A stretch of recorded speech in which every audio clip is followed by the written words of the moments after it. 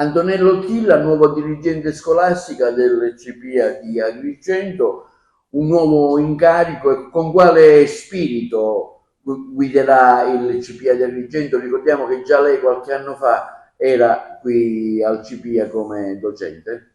Sì, è con grande gioia che ritorno in questa scuola in cui non soltanto sono stata docente, ma ho avuto l'onore di essere anche il vicario del preside Santino Lopresti. Ho lasciato questa scuola 5 anni fa da docente, ritorno da dirigente. Lo spirito è quello di essere innanzitutto contenta perché ritorno in una struttura che ho tanto amato.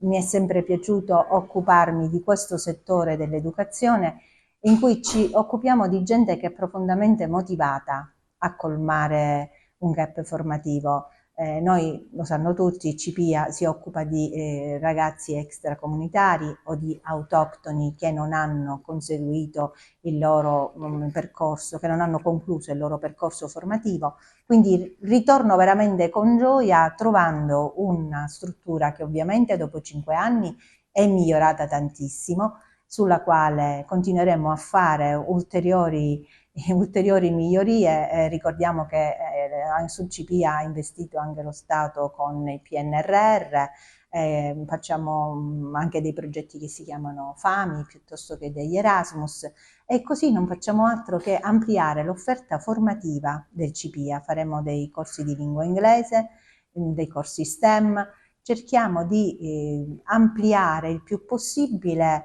la rosa di progettualità che possano interessare non soltanto i nostri iscritti, ma anche agli iscritti di altri percorsi scolastici. Un CPA che cresce, abbiamo visto qualche giorno fa un nuovo punto di erogazione a Raffadali e non solo.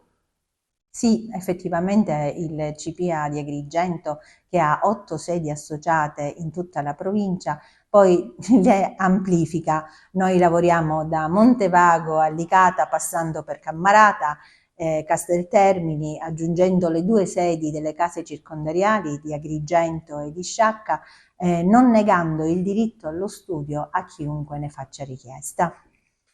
Ecco, diciamo, i progetti sono tanti e anche difficile da seguire. Che tipo di accoglienza ha avuto da parte dei suoi collaboratori, ma anche dei ragazzi? No, ovviamente erano quasi tutti i miei docenti, le persone che appunto ora non soltanto mi collaborano, ma sono proprio parte del mio staff personale.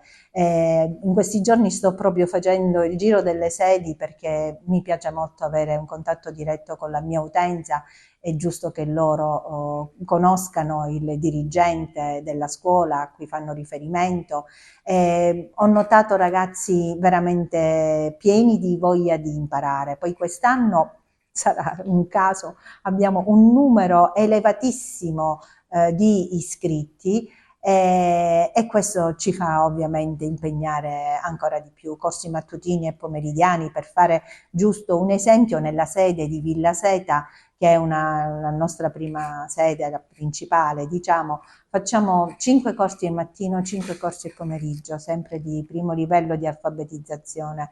Questo per indicarvi quanta gente si avvicina a noi e quanta gente ha voglia di imparare la lingua italiana. Ecco, un'ultima domanda: tra i vari progetti, anche quelli di partenariato, protocolli d'intesa con altri istituti scolastici? Certo, abbiamo anche molti protocolli d'intesa con istituti scolastici ai quali possiamo garantire anche la possibilità di usufruire di nostri docenti per l'insegnamento della lingua italiana in scuole che tradizionalmente appunto lavorano nelle ore Insomma, il antimeridiane. CP è una scuola aperta, diciamo. Il CPIA non è una scuola aperta, ancora più che aperta.